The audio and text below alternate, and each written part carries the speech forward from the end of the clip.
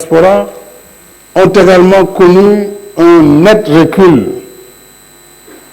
Je rappelle que ces transferts, estimés par la Banque mondiale à plus de 85 milliards de dollars en 2019, sont de loin supérieurs aux 29,6 milliards de l'appui public au développement pour l'Afrique. Voilà les chiffres.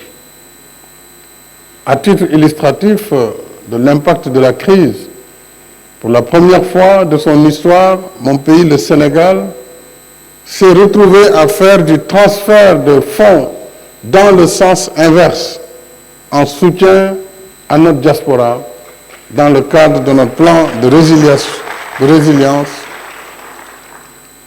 pour vous dire combien la crise également a été dure dans les pays d'accueil, pour cette diaspora.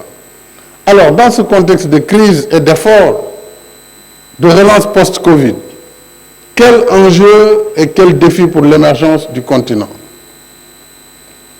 Il faut d'abord rappeler l'ordre des grandeurs. L'Afrique, je le répète souvent, c'est 30 millions de kilomètres carrés et plus de 1,3 milliard d'habitants.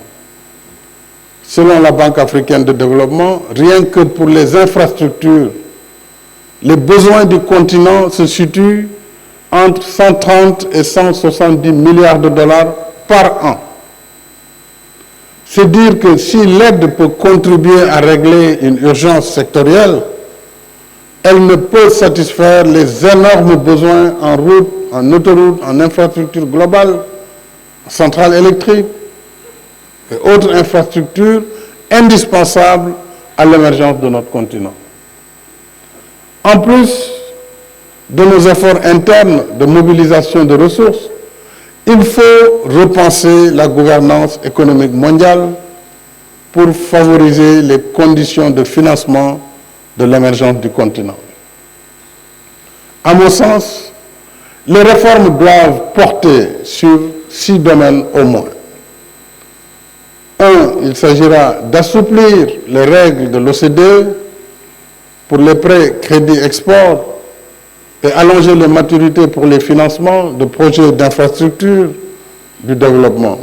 Ce débat, nous l'avons déjà eu à Paris au mois de mai et nous continuerons à l'avoir certainement lors du sommet Union européenne, Union africaine du mois de février de l'année prochaine. Deuxièmement, il faut corriger les règles d'évaluation du risque d'investissement en Afrique, puisque la perception de ce risque reste toujours plus élevée que le risque lui-même, ce qui renchérit les primes d'assurance et réduit la compétitivité de nos économies. 3. Promouvoir davantage le financement mixte, combinant fonds concessionnels et financements commerciaux. 4. Alléger et simplifier les procédures d'instruction des dossiers de financement des projets, bien sûr dans le respect des règles de transparence, parce qu'il n'y a pas incompatibilité entre la diligence et la transparence. 5. Assurer une transition énergétique juste et équitable selon le principe de la responsabilité commune mais différenciée et définir une période de transition pour la question de l'énergie sur nos économies émergentes. 6. Améliorer les règles du système fiscal international pour que l'impôt soit payé là où la richesse est créée, c'est-à-dire dans le pays où une société mène ses activités et tire ses profits. À ce sujet, l'adoption par le G20 de la proposition américaine pour l'instauration d'un impôt minimum de 15% afin de dissuader le recours aux paradis fiscaux va certainement dans le bon sens, tout comme l'émission historique de 650 milliards de dollars de droits de tirage spéciaux au niveau du Fonds monétaire international. Je voudrais saluer ici les pays qui se sont engagés pour réallouer à l'Afrique une partie de leur DTS. Ainsi, l'Afrique a pu disposer de son quota, qui n'était que de 33 milliards de dollars, pour renforcer sa résilience sanitaire, atténuer en partie l'impact de la crise et amorcer la relance économique. C'était le premier objectif du sommet de Paris, je le rappelais, de mai dernier sur le financement des économies africaines.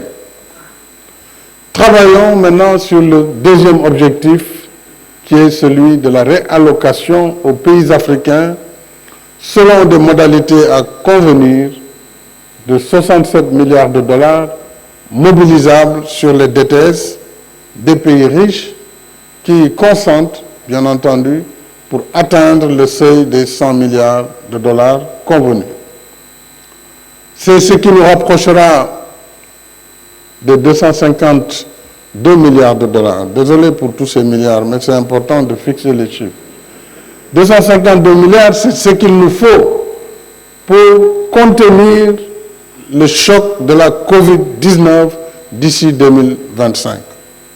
Ça, c'est le Fonds monétaire qui le dit.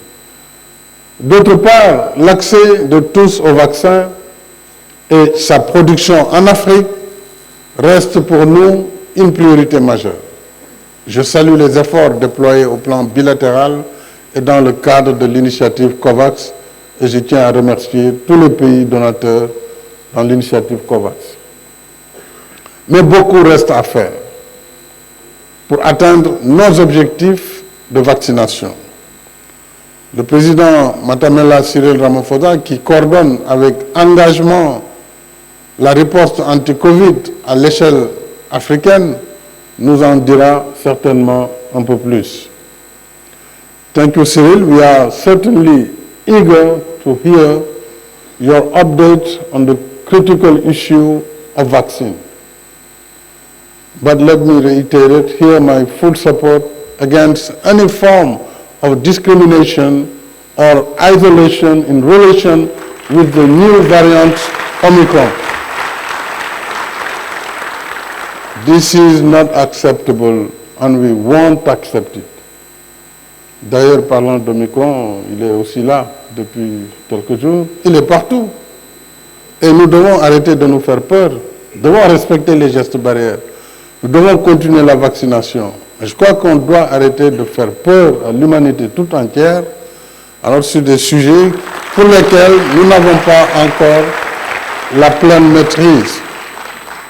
Et comme l'a clairement indiqué l'OMS, isoler un pays qui a séquencé un nouveau variant et a fait preuve de transparence est non seulement discriminatoire, mais aussi contre-productif. Parce que c'est inciter les autres à ne pas publier les résultats réels de leur investigation. C'est là le danger. Donc, il faut que nous continuions à travailler ensemble dans la solidarité. Cette pandémie qui frappe tous nos pays doit nous rassembler sur le front solidaire de la riposte au lieu d'ajouter un nouveau clivage entre pays riches et pays pauvres. Rassembler, réfléchir et proposer des solutions, c'est cela l'esprit du Forum de Dakar sur la paix et la sécurité en Afrique, dont je